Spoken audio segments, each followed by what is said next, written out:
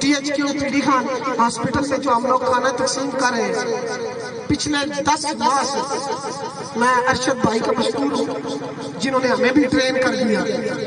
الحمدللہ ہماری پوری ٹیم اپنے ہاتھوں سے کھانا تیار کرتی ہے۔ کھانا کسنیہ گاؤں میں تیار کیا جاتا ہے، یہاں سے اس کی تیاری کے بعد اس کو شفٹ کیا جاتا ہے۔ اگر ہماری کوئی گاڑی اویلیبل ہو تو ہم گاڑی پہ لے کے جاتے ہیں، ورنہ سردی گرمی اور بارش میں ہم نے موٹر سائیکل پہ بھی کھانا شفٹ کیا، پرویز بھائی کے ساتھ رکشے پہ بھی شفٹ کیا۔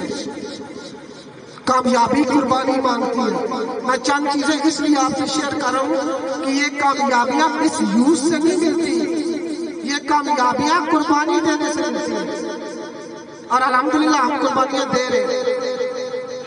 وہاں پہ کھانا بیک ٹو بیک تقسیم کیا جاتا ہے۔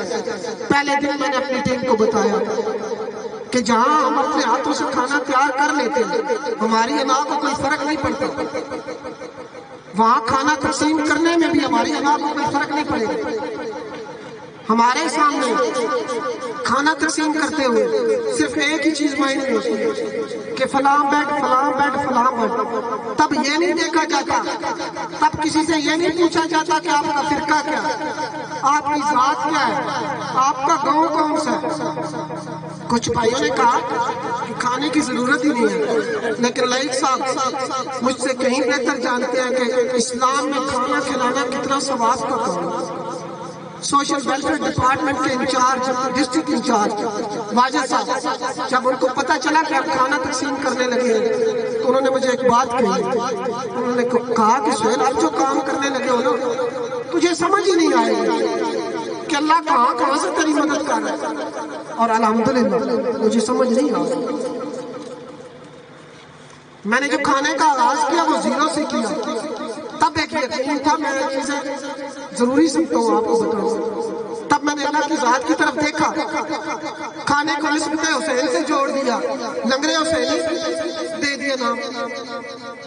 تب میں نے اوپر دیکھا اور کہا یا اللہ اب تو جانے اور حسین جانے، ہم نے تو ڈیوٹی دے دی۔ پچھلے 10 ماہ سے الحمدللہ وہ کھانا چل رہا ہے، اس میں لاکھوں نہیں آ رہے، اس میں 50,000 30,000 20,000 بھی منتھلی نہیں آ رہے، کسی ایک فرد کی طرف سے۔